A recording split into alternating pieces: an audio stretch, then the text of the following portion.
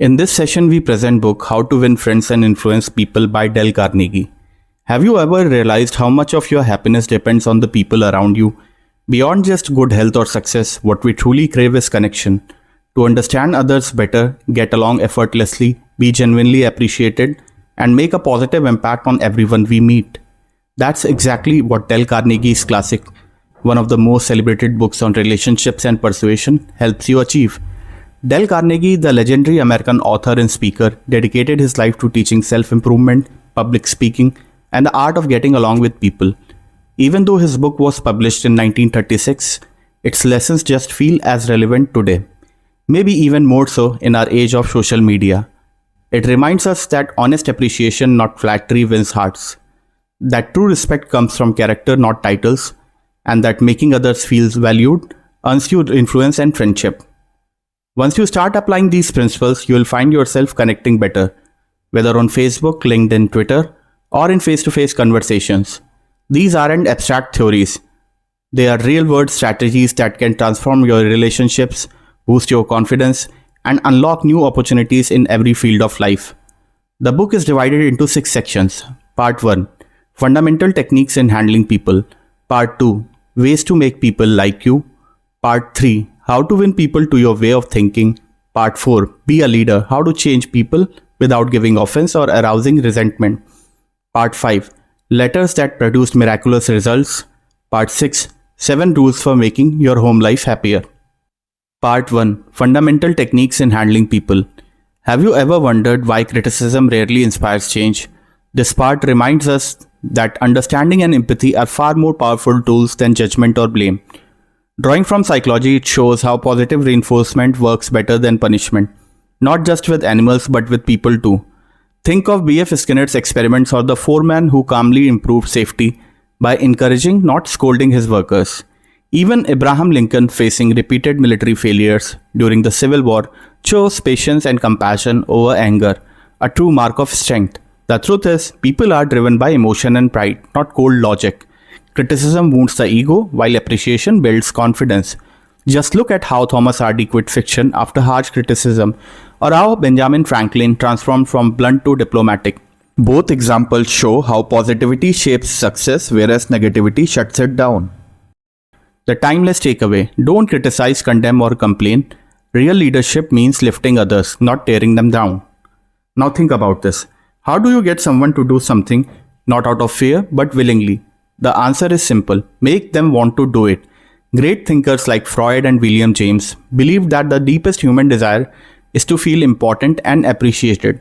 That's what drives creativity, ambition, and even everyday kindness. Charles Schwab, one of America's top industrialists, once said that his biggest strength wasn't technical skill. It was his ability to spark enthusiasm in others through genuine appreciation. That's what separates leaders from bosses. Empty flattery fades, but honest recognition lasts a lifetime. Whether you are managing a team, guiding your kids, or improving relationships, one principle always works. Make others feel valued. When you do, people don't just listen, they light up. And that everything changes. Principles learned from this part. Principle 1. Don't criticize, condemn, or complain. Principle 2. Give honest and sincere appreciation. Principle 3. Arouse in the other person an eager want.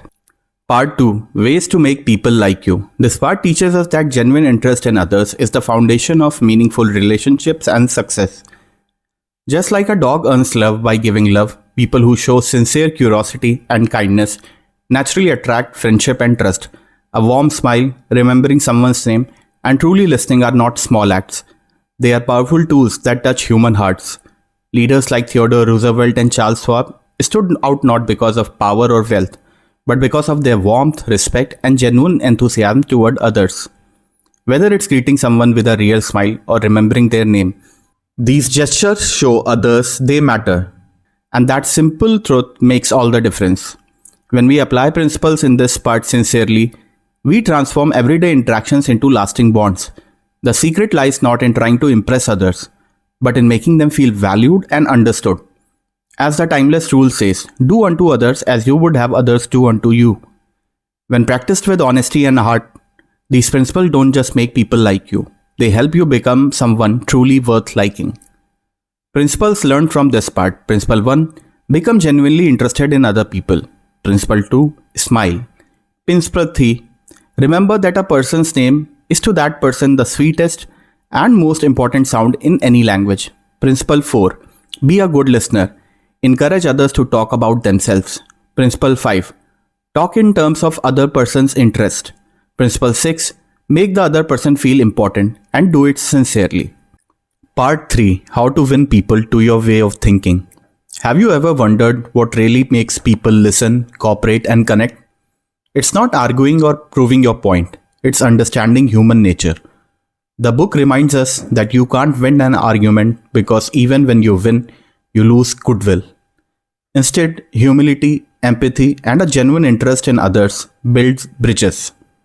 Whether it's admitting when you are wrong, offering a drop of honey instead of harsh words, or asking gentle questions that lead people to say yes. True influence comes from kindness and respect.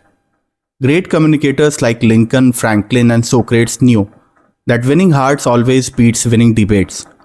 As you go deeper, you see a powerful pattern. People want to be heard, understood, and appreciated. When you listen more than you talk, when you see things from other person's point of view, magic happens. Sympathy, as J. Magnum discovered, turns conflict into cooperation. Appealing to people's nobler motives, as Rockefeller did, inspires honesty and goodwill. Whether in friendship, business, or daily life, the secret to influence isn't manipulation, it's empathy. Once you master the art of seeing through others' eyes, you unlock a level of connection most never reached. And when words alone don't work, add a little showmanship, just like TV ads, that show rather than tell. Dramatizing your message makes it memorable. Charles Schwab Chalk Mark Challenge turned dull production into a thrilling contest, proving that the greatest motivator isn't money, it's the desire to excel. From the boardroom to personal relationships, the message is timeless. People don't respond to pressure, they respond to purpose. Inspire, involve, and uplift, and you will not only win people to your side, but also win something far greater, their trust, respect, and enthusiasm. Principle learned from this part. Principle 1. The only way to get the best of an argument is to avoid it. Principle 2. Show respect for the other person's opinions. Never say you are wrong. Principle 3. If you are wrong, admit it quickly and emphatically. Principle 4. Begin in a friendly way. Principle 5. Get the other person saying yes, yes immediately. Principle 6. Let the other person do a great deal of talking. Principle 7. Let the other person feel that the idea is his or hers. Principle 8. Try honestly to see things from other person's point of view. Principle 9. Be sympathetic with the other person's ideas and desires. Principle 10. Appeal to the nobler motives. Principle 11. Dramatize your ideas. Principle 12. Throw down a challenge. Part 4. Be a leader. How to change people without giving offense or arousing resentment. Have you ever noticed how people respond better to kindness, respect, and belief than to criticism or commands? That's the heart of true leadership, the ability to inspire change without hurting pride.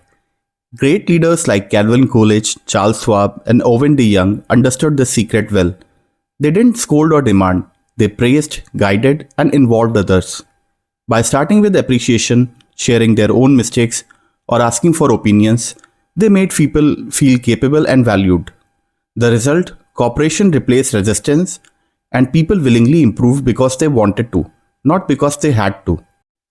The same magic works in everyday life too. Whether it's a parent helping a struggling child, a teacher turning a troublemaker into a leader, or a manager reigniting an employee's motivation. Encouragement and belief can transform behavior far more powerfully than criticism ever could. When people are trusted and recognized, they rise to meet those expectations.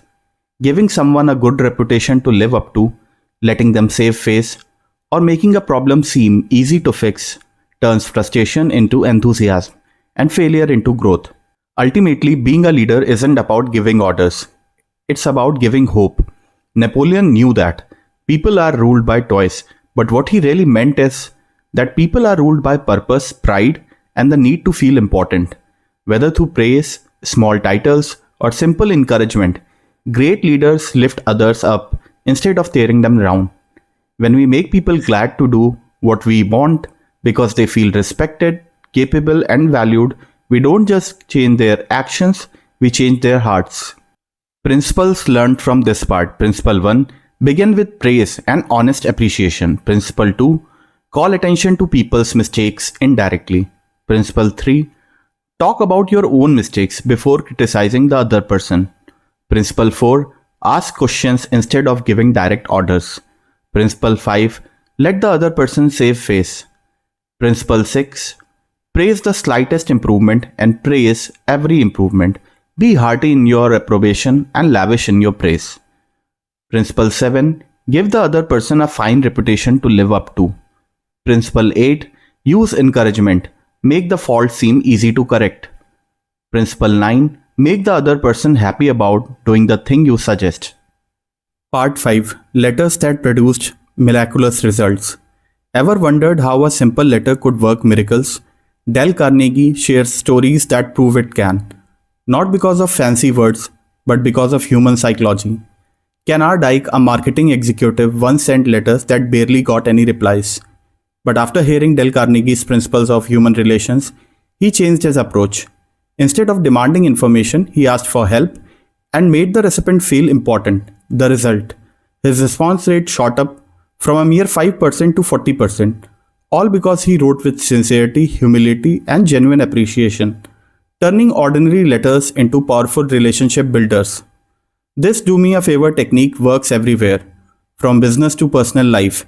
Benjamin Franklin turned an enemy into a lifelong friend just by asking to borrow a rare book, while a salesman won over a gruff, hard-to-please plumber by asking for his advice instead of his money.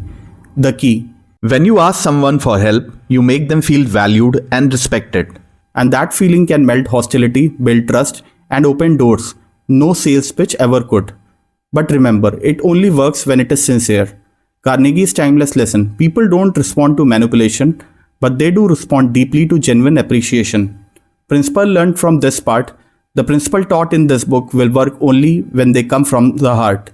The author is not advocating a bag of tricks. The author is talking about a new way of life. Part 6. 7 Rules for Making Your Home Life Happier. Ever wondered what really makes or breaks a marriage? It's not the big things like money or fame. It's the small everyday actions that build love or destroy it. Look at Leo Tolstoy's story. His wife's constant nagging and criticism drove one of the world's greatest writers to flee his home and die alone. A harsh truth, but a powerful lesson. Constant complaining never fixes a relationship. It only pushes love away. On the other hand, Benjamin Disraeli's marriage to Mary Ann showed the opposite. Two imperfect couple who found joy by accepting, admiring, and believing in each other. Their secret? Don't try to fix your partner. Love them as they are.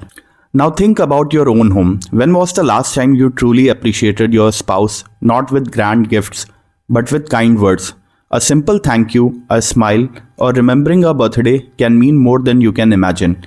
Couples who keep appreciation alive, who stay polite even in routine moments, often discover how warmth and laughter return naturally. Courtesy, after all, is love's quiet language. Rudeness rusts affection, while kindness polishes it. Treat your partner with the same gentleness you would show a stranger and watch the spark come back. And here is something most people overlook. Real happiness in marriage also depends on staying emotionally and physically connected. Studies reveal that lack of intimacy and shared joy causes more divorces than money or arguments. So talk, touch, laugh, and spend time together. Don't let distance, emotional or physical, sneak in between you. Because in the end, a successful marriage isn't built on perfection. It's built on patience, appreciation, and the daily choice to love again and again. Suggestions for husbands. Keep romance alive with small surprises, flowers, kind words, or remembering special dates. Never criticize her in public. Instead, show appreciation and praise often.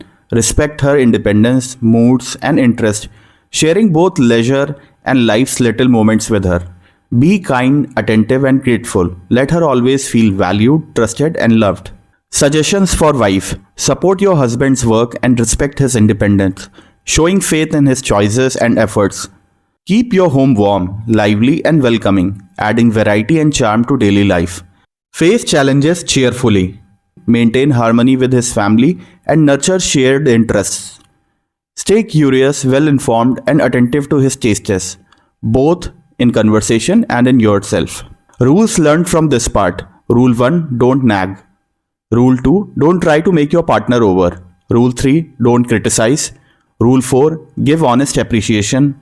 Rule 5, pay little attentions. Rule 6, be courteous.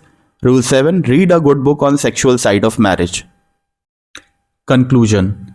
The timeless lessons from this book remind us that true happiness and success come from building positive relationships and treating others the way we wish to be treated. Whether you are a sales professional, marketing executive, or newlywed, its principles help solve everyday problems with ease. It teaches that influence isn't about tricks, it's about kindness, collaboration, and genuine appreciation. Great leaders inspire through care, honest praise, and gentle correction. In today's digital world, we can apply these lessons by spreading positivity and avoiding negativity on social media. This book has transformed millions of lives worldwide. So keep learning with QuickWise and don't forget to like, share, and subscribe to spread the wisdom. Thank you.